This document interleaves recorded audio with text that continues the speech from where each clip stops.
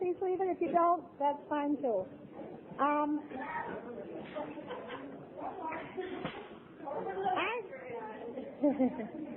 came into this program in October. My last drink was October the 3rd, 1991. Praise God for that. And I was in a program for about 3 weeks, and my sponsor said, there's an open talk.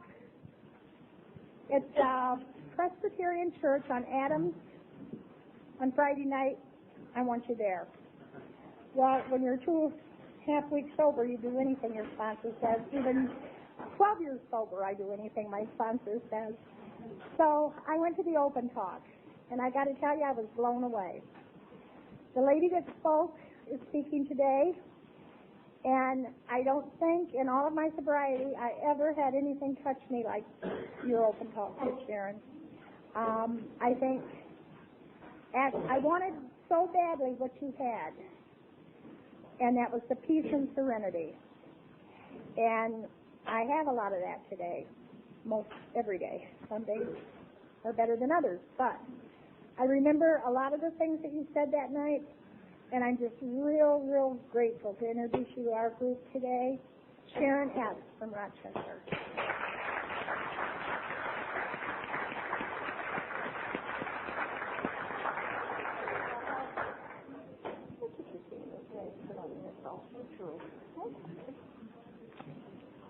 Hi there. Thank you very much for inviting me to talk here. I am honored by this invitation, and I hope I can live up to this.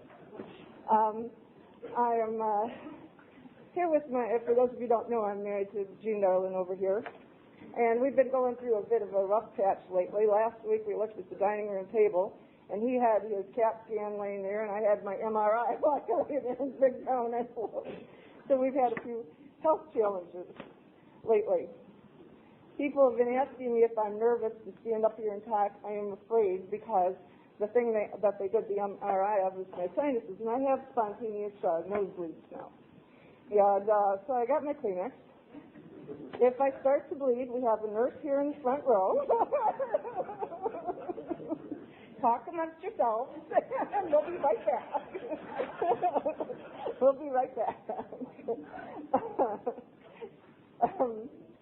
Like I said, this is my Gene Darlin, my husband. I found him at an AA meeting. Or he found me in an AA meeting, depending on whose open talk he was.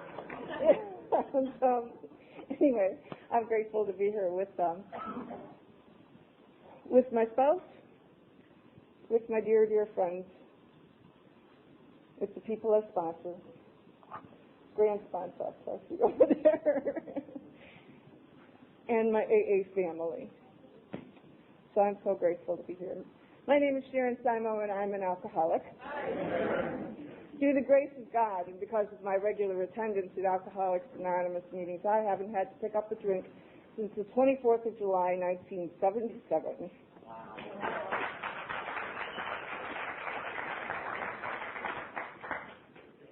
That's going to seem even more amazing when I tell you my story. I grew up in Romeo. When they announced where the open talk would be tomorrow night, that was the church where I spent my youth. I was there last year at their anniversary and at their open talk, and I sat in a place I've sat 1,000 times in that congregational church basement. Anyway, it's a little tiny town now, but it was an itsy-bitsy town when I grew up there. I was born in the Second World War. My father was a war hero. He came home to Romeo. They gave him a parade, and he quickly turned from the town hero to the town drunk. He, like both of his parents, died of alcoholism. My mother divorced him when I was only 3 because she didn't want to be married to the town drunk, and my dad moved away and went to war and became a bigger town drunk.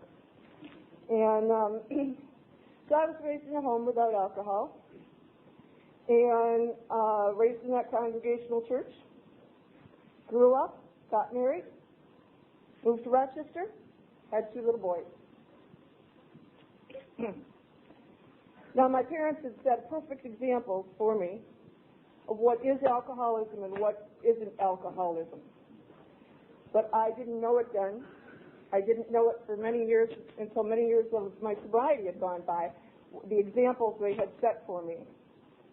My father, I knew, was an alcoholic. About all I remember about my father is him being in jail and pleading with my mother to let him in because he would never do it again.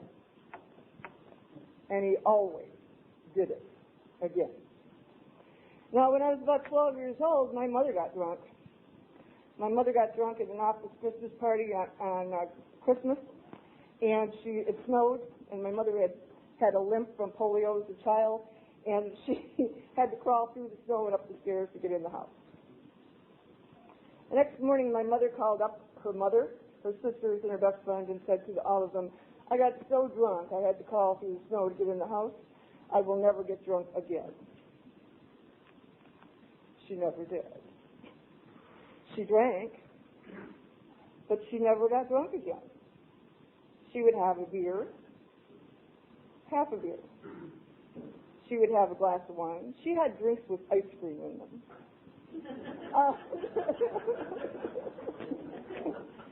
But she never got drunk again because when a social drinker says, I put myself in danger and I put myself in a place of embarrassment, I will never do that again, they don't do it again. So that's how I know I'm an alcoholic, because I'm just like my daddy. When I said I'll never do it again, I'd do it again the next day.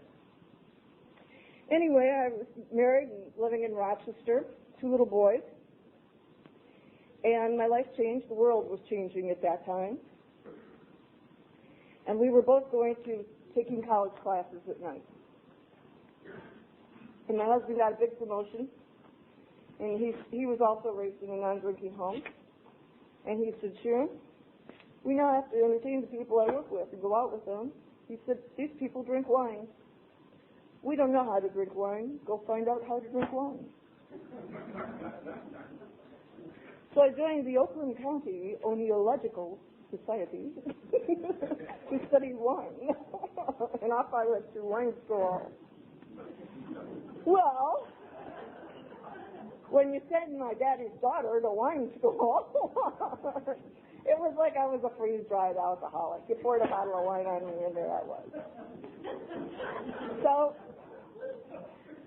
I went to wine school, and they said, we recommend this, white wine with this dinner, and we recommend this red wine with dinner, and everybody was ordering a case of each, and I ordered a case of each. And I started drinking every day with my dinner. And then, like a friend of mine says, pretty soon I didn't need dinner. I just needed that wine.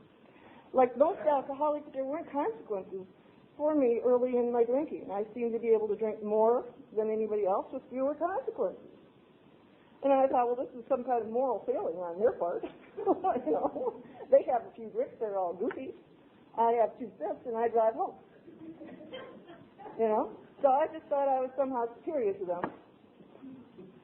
And I went on my merry way drinking. Like I said, we were going to college classes. All of a sudden, I was drinking. I was going out at night. I'd never gone out at night by myself before.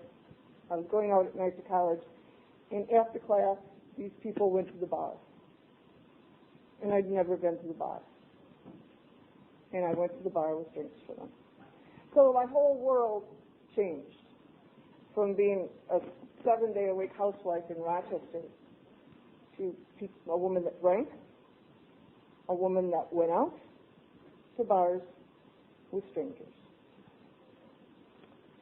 And my marriage started deteriorating, and I began to drink more. And it really looked for a long time as if one was the cause of the other, But they were really just like parallel tracks. My drinking was getting worse because I was drinking more. And my marriage was going its own way because we had gotten married so young and we were both growing up. And the people that grew up were not the same people that got married when we were that young. So I got divorced, and once my first husband was gone from my life, all restraints were off on my drinking. I could drink anytime, anywhere I wanted, with whomever I wanted, and I began to do that. and I thought it was me. I thought I was taking the drink. But I believe at this time that it was already the alcohol, and it had taken me and was going to continue to take me on a downhill path until my recovery in 1977. I was, like I said, had been drinking for about a year with no consequences. Very shortly after that, I was arrested for drunk driving. And I was astounded. I didn't know that housewives from Rochester, mothers of two small children, I didn't know they put us in jail. I didn't know they handcuffed us. I didn't know they put us in the back of police cars. I just didn't know this happened. I was astounded. I was embarrassed. I never called any member of my family or friends. I just called my divorce attorney, and he told me what to do, and I got out of there. And I thought, no one will ever find out about that, and I'll never do it again. But they say that your bottom is when you can't lower your standards faster than your behavior. And it turns out I just lowered my standards. Because of all the things that I can do in this world and all the things I'm good at, one of them is going to jail. See, when I have a drink and I encounter an officer of the law in that uniform, I have attitude for some reason. It might be some kind of problem with authority, I don't know. But anyway, I have attitude. Now, how I'm so good at jail is when I'm drinking and I see an officer of the law, it makes sense to me to make a reference to his relationship with his mother. Well, it made sense at the time. So I went to jail for drunk driving. I went to jail for drunk talking a lot. I went to jail for drunk walking. And I went to jail once for driving a boat the wrong way on Pontiac Lake. I couldn't believe it. I'm out on the lake, case of beer, little dog. Woo! It cannot be. There it was. So anyway, I went to jail a lot, but I was able to lower my standards and accept that. All kinds of behaviors that I had had all my life. The little girl that grew up in that congregational church was very chaste and very honest, and I was very trustworthy. Before I started drinking, if I told you something or committed to something, what I told you would be true and what I committed to you would be done. And drinking changed all that. Now I was a woman that was getting drunk, going to jail, going to bars, and dating. And my whole life was changing so dramatically. And so I kept on drinking even though I was going to jail and I was wrecking cars. When I began drinking, I had a nice new car. Now, I think I wrecked that car 3 times. I think every part in that car was new except the engine and the interior, because the insurance company kept just rebuilding the same car. And then I lost that car. And I went from having a nice new car to what I called my Kleenex cars, where I would get a car for $125. It would stop running. I would get out, take off the license plate, go to a car dealership, buy a car for $75, put that plate on, drive that car. I'd either wreck it or it'd stop running. I'd take that plate off. I'd run it to the next car. So I use cars like you use Kleenex, just buy them and throw them away.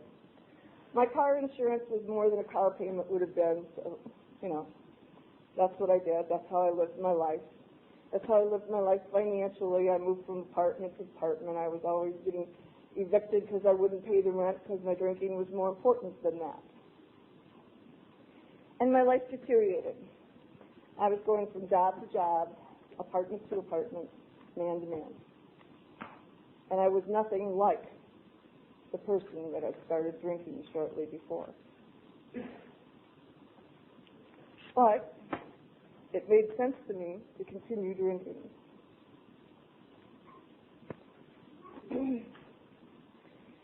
One night I was getting ready to go to a party. I was all dressed up. And I was having a few drinks because I was always afraid I would get to a party and there would be enough for you to drink, but not enough for me. So I always had to have a few while I got dressed. And then I had to have what I called my roadies in the car on my way there. So I got all dressed up to go to the party. And I'm driving along Rochester Road. I only have one headlight. It's okay, I was driving with one eye. And an officer wanted to talk to me about my headlights. Well, you know, I have this problem with authority. So, anyway, I went to jail. And I'm all dressed up and ready to go to the party. So I went into a blackout. I went into a blackout from the time he arrested me till about 3 o'clock in the morning. I woke up and sitting in a jail cell. And all of a sudden I smiled. I was just tickled pink with myself.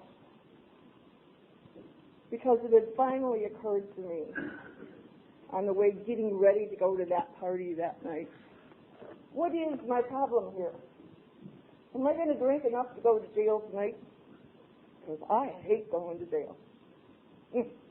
I hate it. I've only been in jail cell for a few hours at a time, but it just makes me nuts.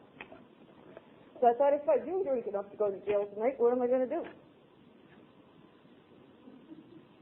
Stroke of genius. I'm going to put bail money in my pantyhose. That's what I'll do. So I came out of a blackout. I'm sitting there, and I called the matron, you know, running the cup against the bars like they do in all movies. And so I called the matron, and I said, I'd like to go home.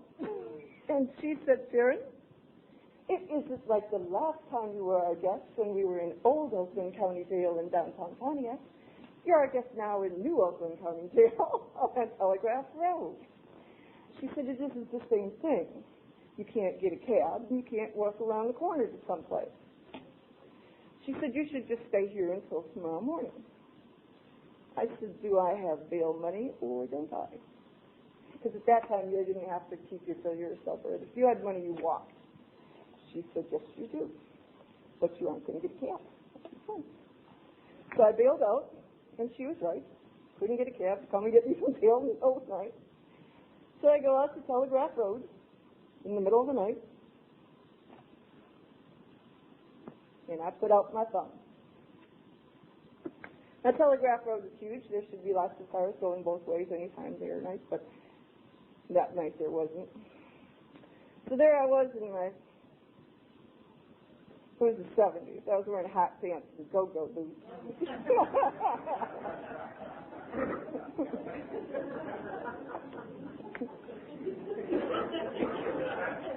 And there was one car on Telegraph Road, only one car with one man, and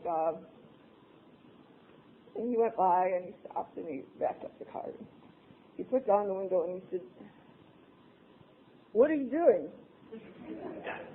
And I said, I am hitchhiking to Rochester. And he looked at me and he said, oh, you better get in before somebody comes along that would hurt you. Well, if you've ever met Henry,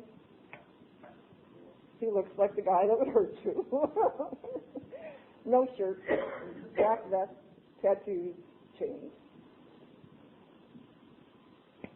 But you're out there like this, and you get in the car with the door open. So I got in the car. And Henry turned to me and he said, how did you get out here dressed like this? So I told him, I live life in the best lane. I like to party. When you party like I do, sometimes it catches up with you and you go to jail. And that happened to me tonight. But I have figured that out. Tonight, I was carrying bail money in my pantyhose. I was tickled pink with myself. I thought he'd be impressed. And the one man in the one car on Telegraph Road turned to me and said, "You see, what your problem is you are an alcoholic. What you do about that is you stop drinking. How you do that is you go to AA like I do." One car on Telegraph Road, and I get this crack.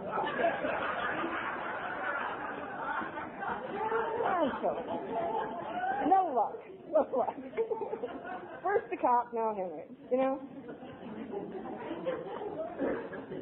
So Henry, he takes me to Rochester. He gets my car out of impound. He buys me breakfast. And he gives me a directory to AA and says, "Good luck." Henry left, and I couldn't throw that directory away fast enough. He had told me about the meetings and people and everything like that. I thought, I am so glad I am not that bad that I have to go to those meetings with other alcoholics sitting around church all the time. Woo! Yeah.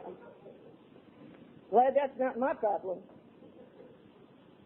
Even though my mother and my father had made a perfect example for me, I couldn't see it at that time. So anyway, I kept on drinking. And I was going downhill fast, really fast. And then the best day and the worst day of my life happened, and they were the same day. I went to pick up my children from my ex-husband, and they were gone. There was a process server there with papers. And a judge in Oakland County had declared me an unfit mother and taken my children. And that is who I was. I was an unfit mother. And I'm grateful to God that they took my children. But that day, I was not grateful. I was filled with the most extraordinary pain I've ever had. And I turned that into blame placing. I blamed my daddy. I blamed my mother. I blamed society. I blamed my ex-husband. It was all out there, and none of it was him. And so I was suffering terrible in this terrible, terrible world I was living in. The reason I tell you it was the best day of my life is because after I got sober, I sat with so many people whose children have died in their care when they were drinking or drugging. I have sat there and listened to mothers whose children died right next to them, and they were too drunk to know. And so, but it took a while in AA, and it took a while of hearing those stories before I became grateful that those children were taken away, placed with their father, where they're safe and sound, and I have 2 grown sons today. But anyway, I didn't see it that way at that time, and I became deeper and deeper into this self-pity and blame placing, looking at everybody else and not looking at me.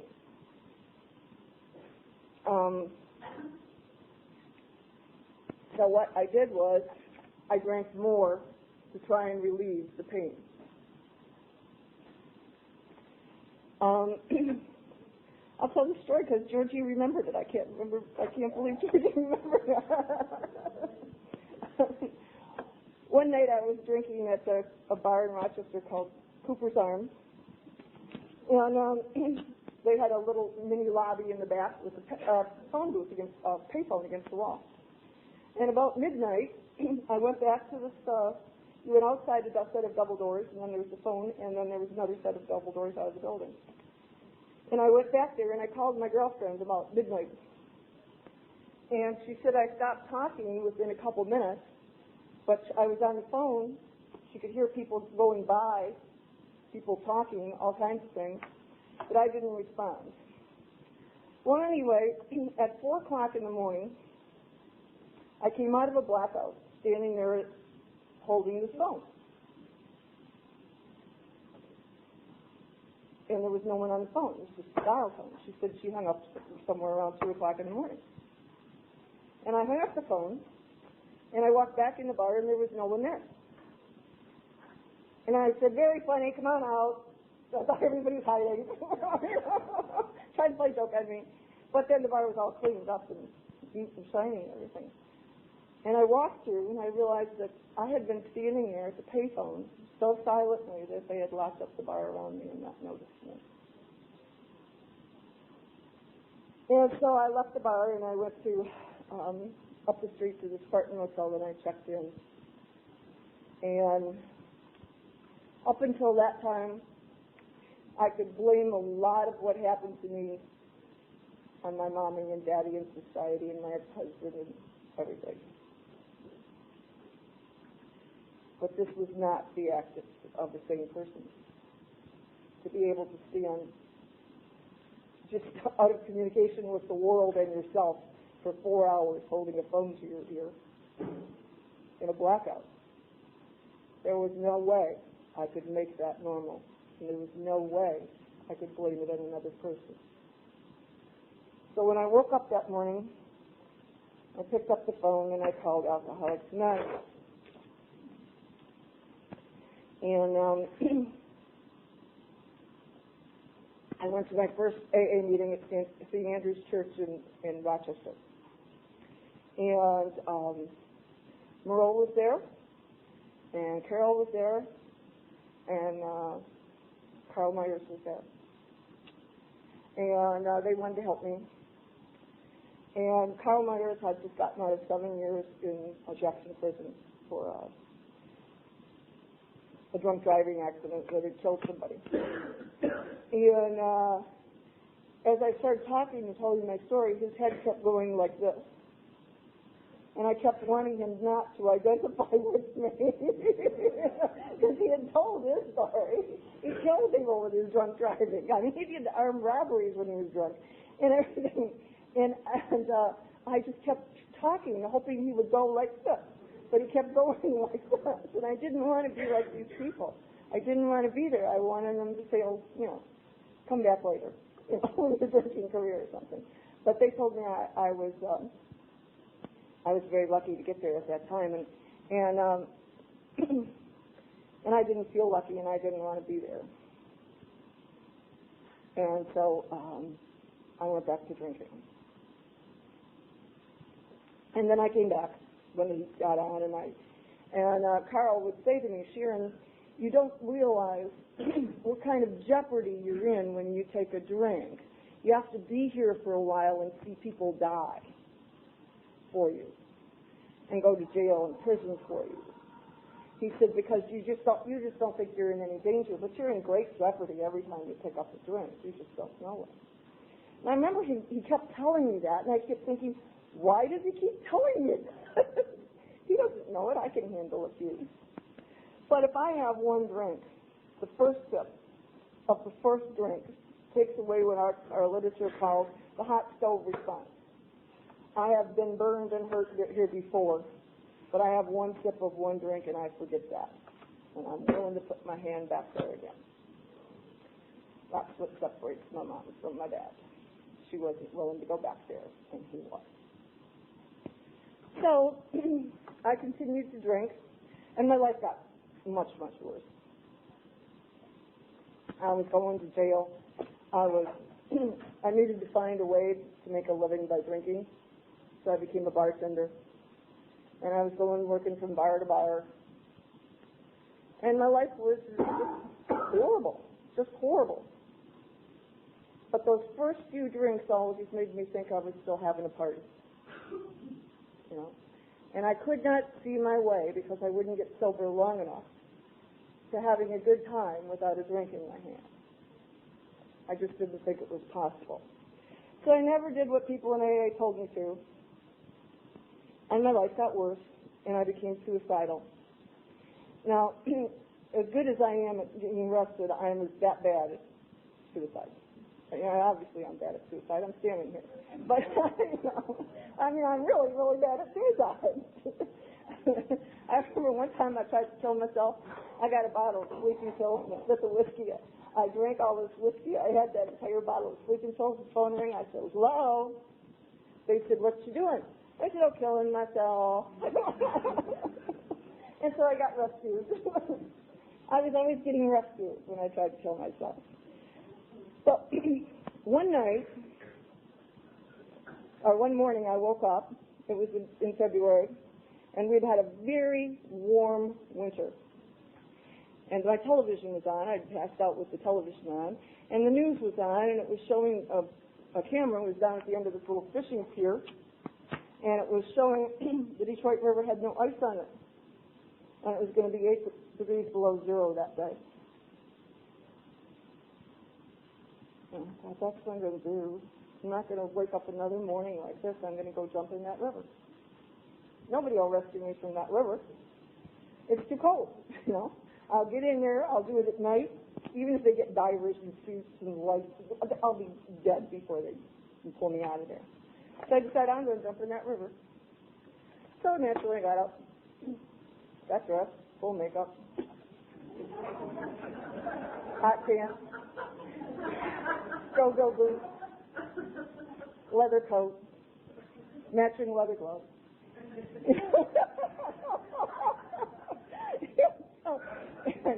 and off I go to drink my way down Woodward Avenue. I'm going to drink my way there. I started out at a bar. It used to be at 19 Square Lake in Woodward called Ted's. And it's 19 miles to the river from there. It takes 12 hours to drink that far. And so you have to go to every bar, you know. And so I drank my way all the way down Woodward. Got there a little after midnight. Decided I'm not going to be rescued tonight. No siree. Well, at that time, this was before there was a Renaissance Center. There was hardly anything on the riverside of Jefferson. There was a big boulder with a plaque commemorating the founding of Detroit. And on the land side of Jefferson, it was just very dark. There was hardly anything there. A couple little bars, little tiny bars, had lights on that wall. But I went walking back up and down, make sure nobody was there to rescue me that night. And I took off running, and I jumped in that Detroit River. And I saw my go-go boots go in the water. And a man grabbed me around the throat and pulled me out. There was a mugger behind the boulder with the plaque commemorating the founding of Detroit. And I always expect I'll be doing one of these talks and this guy will go, that was me. It was 8 degrees below zero. There was no one out there except suicide attempters. You know? And there he was, waiting to monk. Anyway, we're both shaking like this, because I could have as easily taken him in if he pulled me out. So we were pretty close to death, and we were both shaking like leaves. So we went across the street to a little bar. And he pulled out this wad of cash, because you know, he's a mugger, he deals in cash. And he started buying us doubles. Tossing down these doubles, trying to stop shaking. And I did what any refined woman would do. I went in and I climbed out through the bathroom window. Because I was going to jump in that river and die. But now I had a problem. I was drunk. I had river water in my go-go boots. I was starting to suffer from hypothermia. And I was in the completely black alley in the city of Detroit. You had to find your way through the Braille method. Now, this is a creepy thing, people. This place is that dark. You don't know where you're going, and you're drunk out of your mind, and you're going swish, swish. So it took me a while to find my way through the alley back to the river. But the mugger, he wasn't as drunk as I was, I guess, because by the time I got back to the river, he had police cars with floodlights on the river. They were looking for me. And I thought, I'm not talking to those police tonight. I know what happens when I talk to cops. Not going to jail. So I started drinking my way back up Woodward Avenue. And I drank all the way to Royal Oak before closing time. And checked into a motel, and the next morning I woke up and looked in the mirror, and I all symptoms of a terrible hangover, dry pipes and bloodshot eyes and puffy and everything like that. But I had, my skin was peeling off my hands and my legs from the river, ice water, and being so cold. And I had some kind of hypothermia shock. I could see all the veins in my body. It was like I was covered with a purple spider web. And it was pretty gruesome when I was looking at the mirror. And so I looked in the mirror and I said, I know what your problem is now. You're crazy. What's wrong with you? And they have places for crazy people, and I'm putting you there. So I drove out to Clinton Valley, which is where they put the crazy people at that time, right out next to the jailhouse and telegraph road. And I went out to Clinton Valley, knocked on the door, boom, boom, boom. They keep those places locked, So anyway, this guy opens the door. Says, yes. And I said, tried to kill myself last night. He said, well, come on in. So I went in. And they immediately diagnosed my problem as lack of Valium.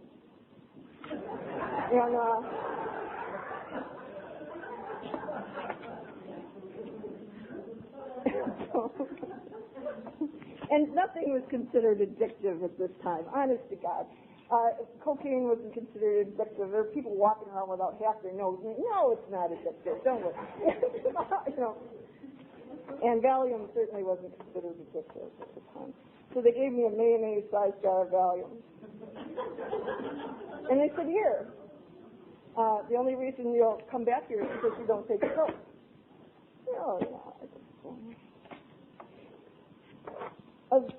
My drug of choice is 7-Crown whiskey. So I had this jar filled. I said, I'm supposed to take you. Where do you want to go? The bar. Me too. Let's go to the bar. And so I go to the bar and I pass out handfuls of Valium like Halloween. And people buy me glass of drinks. I just thought it was wonderful. 3 days later, I tried to kill myself back in, Valium. Anyway, I stopped going there because they always had this same Valium answer, and that, thank God, wasn't my answer. So I would go there, and I started going to treatment. I went to the treatment center 3 times. I was going in and out of AA. And my life got worse. Honest to God, it kept getting worse. I just couldn't. Every time you get to a point, you think, it's not going to get worse because it can't get worse. I'm going to die. It would get worse. It would get worse. There was one of the last years I drank, I decided to drink tequila. I've never had tequila before. I started to drink tequila. And, oh, Lord, what that stuff did to me. Anyway, I had this girlfriend. She wanted me to give a Tupperware party. So I gave a Tupperware party, and I'm a bartender. I served margarita. That's what I serve when you come to my house. And so I served margaritas. I served a lot of margaritas in Tupperware.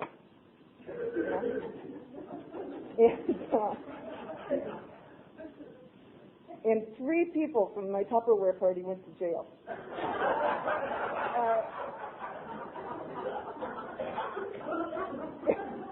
It was amazing, I said, damn, those Tupperware parties are dangerous.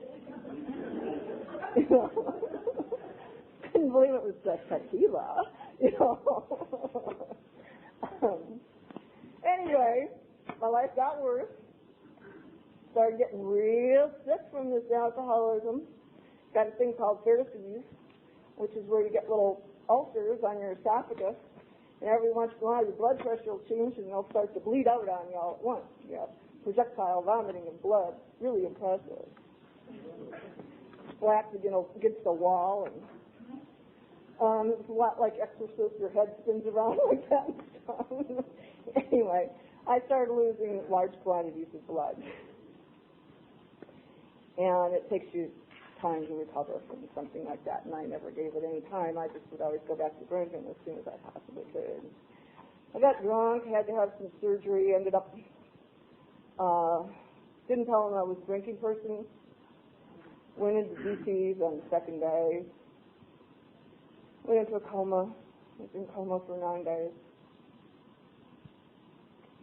I was in the hospital for weeks after that, and I went to stay with my aunt and uncle until I got better, and as soon as I got better, I got a job tending bar. So anyway, I knew I was an alcoholic. I didn't think there was any way for me to recover. I'd been to every kind of therapy. It was the 70s. Believe me, we had therapy. We had individual therapy, group therapy. We had transactional analysis. We had every kind of therapy you can imagine in the 70s. I'd been to them all. I'd been to AA meetings. I'd been in and out. And I had been to treatment centers and psycho wards, detox, and the hospital. And now I was starting to turn yellow and I was throwing up blood. And I had thought for years that I want to die. I want to die. Why can't I just get drunk some night and die?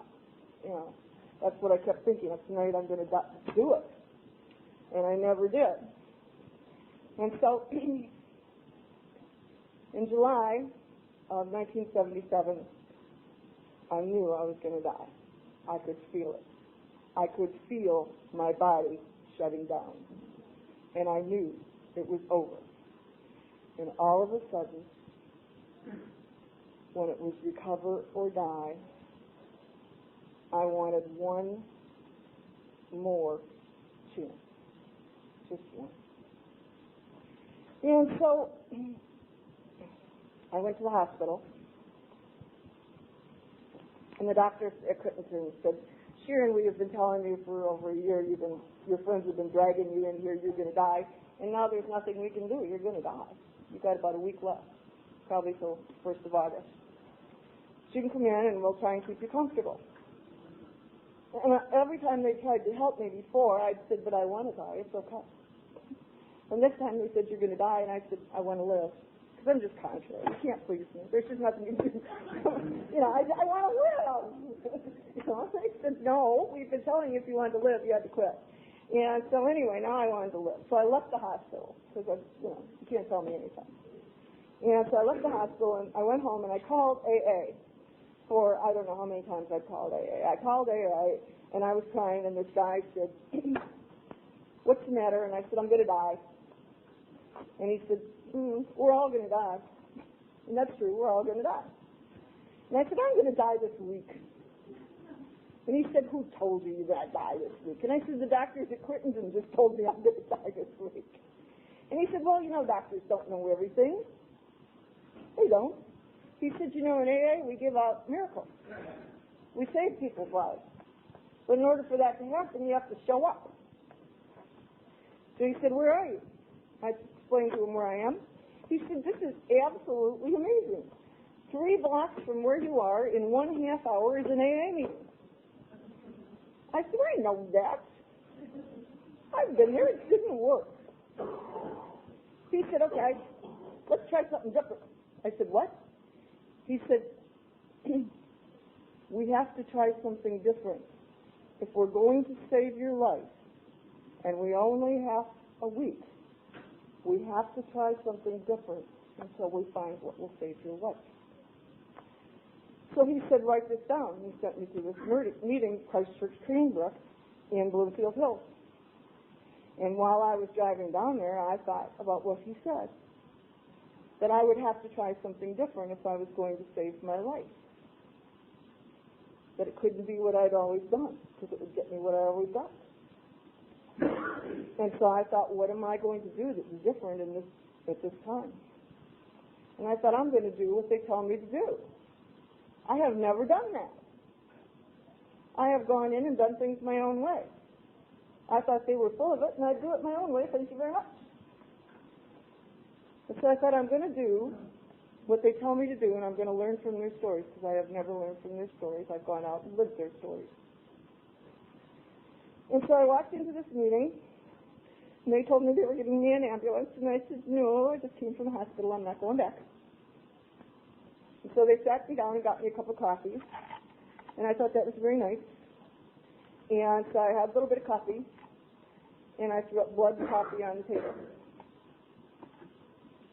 And these people were from Bloomfield Hills. I parked my mighty $75 Cutlass between their Cadillacs and their town cars, you know. I had dressed in yellow so you couldn't notice my skin was yellow. And now I'm throwing up blood coffee on their table. So these people from Bloomfield Hills were acted like everybody fills up blood on the table the first time here. Don't worry about it. We'll just clean this up. And they just acted like I was normal. And I'm sitting there talking to this woman who takes her handkerchief out of her purse and she reaches over and goes like this on my face and there's blood all over it. Anyway, they just treated me like I was perfectly normal. And this guy says, Sharon, after the meeting we're going out to coffee in Birmingham. Would you like to join us? They know what happens to me when I drink coffee. No way they're going to meet me for coffee in Birmingham. But see, people in AA asked me out for coffee before. I never went with them. No way I'm going out with drunks to coffee. I'll go. Because that was something I'd never done before, see. So we went to Birmingham for coffee, and then they said, meet us tomorrow night, meet us here. Tell you where. Write this down. So I went the next night, and they got me coffee. So I drank some of the coffee, and I ran into the bathroom, and this time I made it into the bathroom before I threw up the blood and coffee. And the women followed me in there and held my hair back, and then cleaned off the blood off my face, and we went back to the meeting. Thank you. So I'm not done, but they're leaving. That's okay. So the third night we went for coffee in Birmingham, and this guy was insisting I go for coffee. He ordered 2 poached eggs in a cup, and he's whipping them up like you would for a baby. And he's talking to the people, and he turns to me and says, Sharon, open your mouth. And he fed me these poached eggs by a spoon, because I couldn't have a fork because I would have hurt myself. It was pretty shaky. And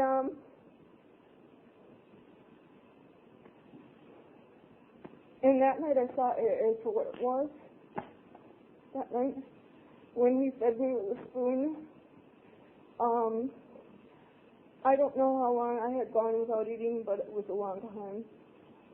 And I apparently became obvious to me I did not care enough to feed me. I didn't love me or like me well enough to feed me. And these people I had known for 3 days, this man, cared enough to buy me food and feed me like a baby.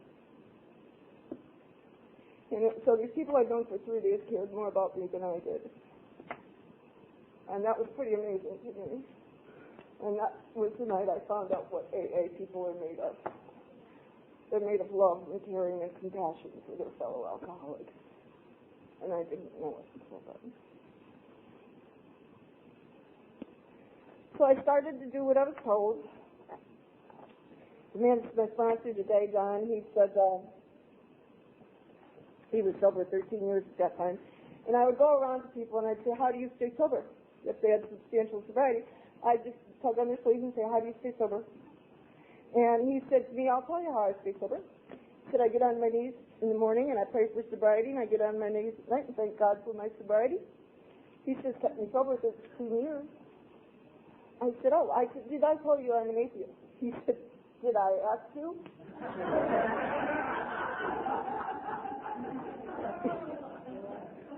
He said, you asked me how I stay sober. I told you how I stay sober. Now do it or don't. Well, I decided I was going to do what I was told, so I'll go do this. So I would do this. I'd get on my knees and pray. A couple weeks later, I went back to him and said, I'm doing what you told me to do, but I don't believe in anything. He said, then pray for faith. I said, okay. He's a tall man. Pray for faith. I said, okay. So I get on my knees and I say, could I please have a day of sobriety and could I have some faith? And then at night I'd say, thank you for my sobriety and thank you very much for the faith. Because I didn't have it.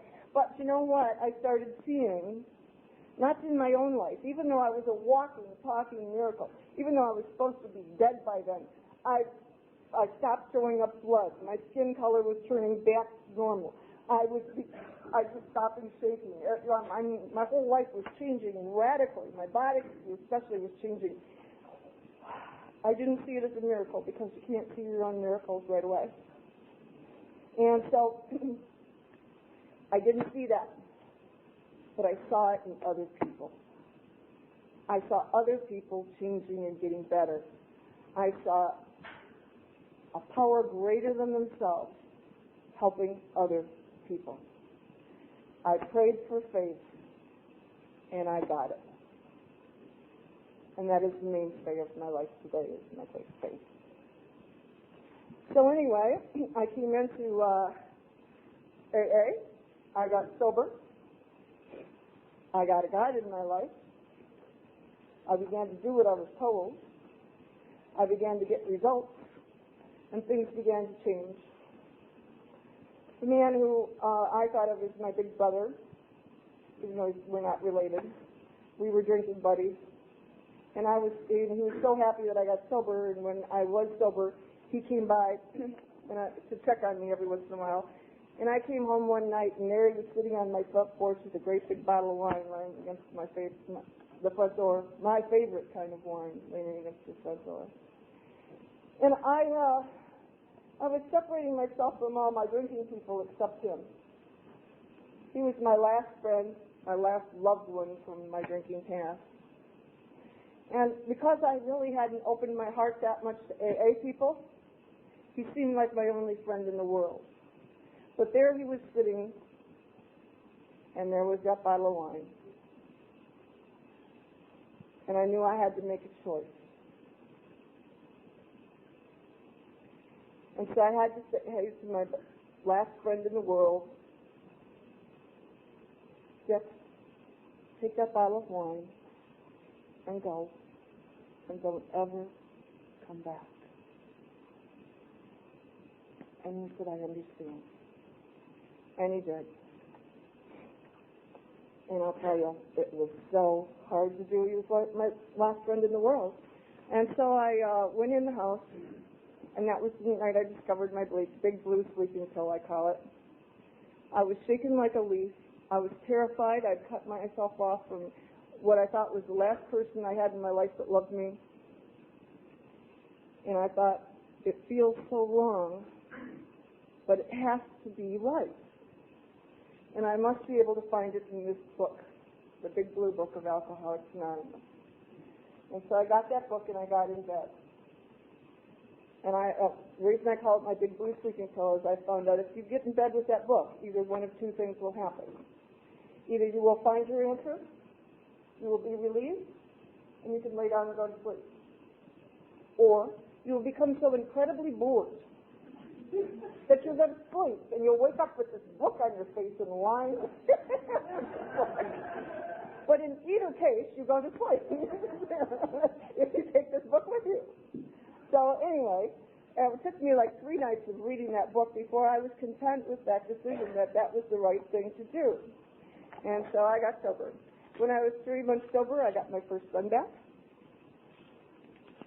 When I was 6 months sober, I was at a New Year's Eve AA dinner dance. Oh, no, they're dancing. And this guy from across the dance floor, he's dancing. And he says, hey, you, didn't I pick you up hitchhiking? And there's Henry. There was Henry. So anyway, I was sober about a year and a half. This guy in AA named Mike, he said, I've started a new meeting on Saturday morning. He said, I wonder if you'd like to go to my new meeting with me and go out to lunch. I said, sure. So 10 days later, we got married.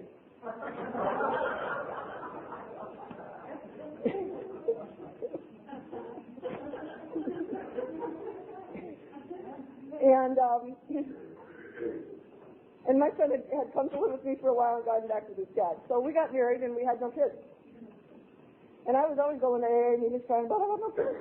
They said, don't do that. Don't be praying for the kids. And so we were married like a week and a half, and his 2 kids and my 2 kids.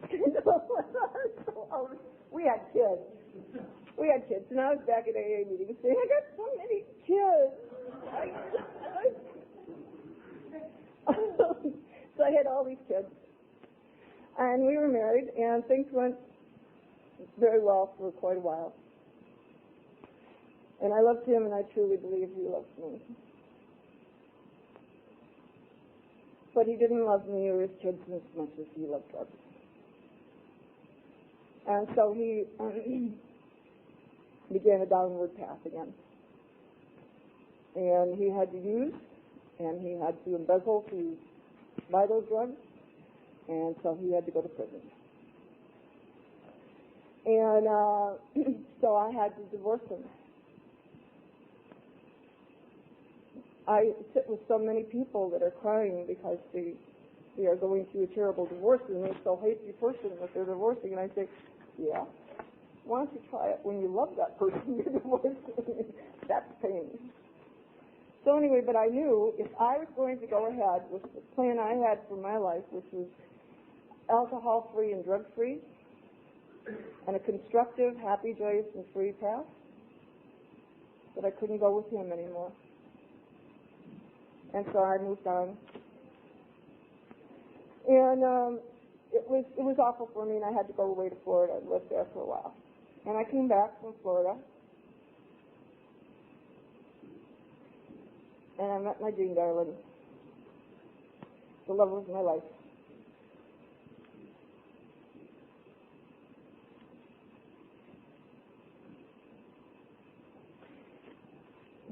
She is so good to me, and we are so happy together. Every couple of weeks we'll say, oh, it can't get any better than this. This is happiness. This is sad. And Kathy and Roger and Gina have this conversation. It's not going to get any better than today. It can't be, because we nailed it today. That's the best day of our life. And then a couple of weeks later they'll say, it's getting better, isn't it? Yep. Because our life continues to get better. Anyway, today is kind of special to me, because when I was 17 or 18 years sober, has been the most difficult day or time of my life in sobriety. Was at 17, 18 years, when 5 people in my life died in 10 months, and I was in 3 separate accidents. So I was always in casts and on, walkers and going to funerals. And it was horrendous. It was horrendous. And Jean darling, he took such good care of me. All my friends took good care of me. But Jean darling, he would, for 8 weeks, they told me to keep my arm like this, 8 weeks. And I was in his cast and stuff. And he would have to bathe me, and you know how much a man loves you when he shaves your armpits. It's love. It's love. Put your body lotion on. Some parts of you get more in the lotion than others, but that's okay.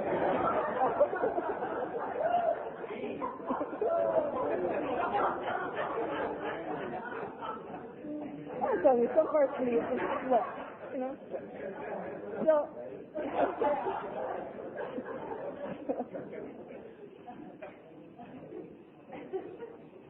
So this past Friday he had to have surgery on his arm, and this morning I gave him a shower. And I tell you, it feels so good to be able to take care of him. Yeah. I tell you, he's just a lot of fun to take a shower with. Anyway, it feels so good to be able to pay that back. Anyway, I got sober in this program, and I was able to pay the people back in the program. People began to ask me to sponsor them. When I was, I think 7 years sober, I got a letter from a friend of mine who had been married to my big brother, the man I called my big brother Dick. She lived out in California. She said, I wonder if you could help Dick. He's quit drinking and gotten mixed up with some kind of cult called Alcoholics Anonymous. I said, yeah, I can help Dick now. And so Dick came to Rochester, and I was able to give my big brother a one-year token. And today he has, 18, 19 years of sobriety, something like that. And now we have the internet, and I have communication with him several times a week. And he's good friends with June's. They both are car-crazed individuals, and they're constantly emailing photographs of cars back and forth. But anyway, I got my big brother back. I got my kids back. I got Henry back. I got my whole enchilada back. The whole thing. Plus. They tell you if you could write down what you want the first day you come into Alcoholics Anonymous, you would cut yourself short. I didn't know this existed. I didn't know this kind of being happy, joyous, and free existed until I went through the program of Alcoholics Anonymous and worked these steps and made changes in my life. So that I began to have better ways to cope with things than I'd ever had before. Even though I was an adult, living a responsible and adult life, when I started drinking, I had a certain amount of maturity, but I didn't have the coping skills and mechanisms that the program of Alcoholics Anonymous teaches us. At that time, I could live with resentments and it wouldn't kill me. Today, I know resentments kill.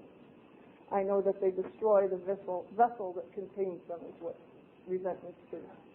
I have seen it again and again. I have seen people come in here and refuse to let go of something in their childhood or something in their drinking past or someone that did something that they didn't approve of, and I have seen them drive them back out there to drinking and death. And I don't want that to happen to me. So I have learned many skills in this program of Alcoholics Anonymous.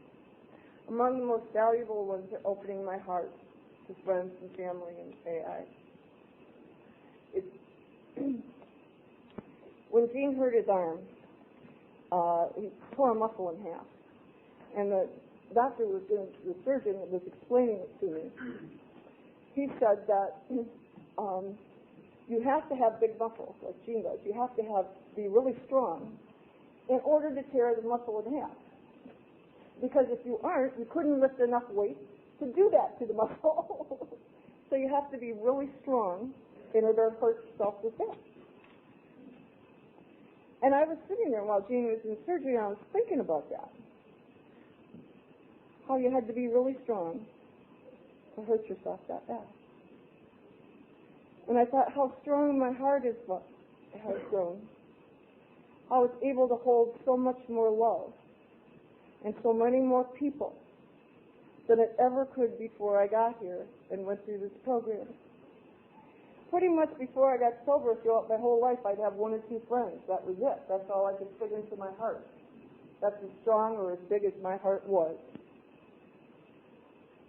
Many years ago, Gene and I were giving a Valentine's Day party. We decided we'll have a big party. We'll invite all our family, everybody we know, acquaintances. We're going to invite everybody from AA. We'll have a big party. And so I invited my mother, and she said, who's coming to your party? And I said, well, all of our families and their acquaintances and about 100 of our closest friends. And she said, 100 of your closest friends? How could you have 100 close friends? Well, come to the party and you'll see. And so anyway, that's what happens. If you strengthen your heart, it will get stronger than you can ever believe. It will hold more people and more relationships than you could ever believe. And when it hurts and it breaks, it hurts worse than you could ever believe. And that's when you go look in your AA toolkit and figure out how to put your heart back together. It's easy. You got that big blue sleeping pill to go to bed at night. You have a friend in your telephone that you never had before. I used to have a phone for my pity parties. Now I have a phone to strengthen with. I have relationships with the people in the program and with my higher power that makes it easy to heal a heart. So anyway, I am 26 years sober. When I was 25 years sober, people kept saying to me, what do you know now? What do you know now? What do you know? What you didn't know before? And I tell you, I learned how to suffer like a grown-up. I learned how to suffer and use the program and accept the people in this program and not to run back to a drink. Not to think about drinking, not to act on my drinking, and not to drink. That's what this program is taught me. It's amazing. People always listen to me out and talk and say, oh God, if you got sober, anybody can get sober. Well, that's true. If I got sober, anybody can get sober. I'm so glad I got sober. That let me come here today and share with all of you. Happy New Year, everybody.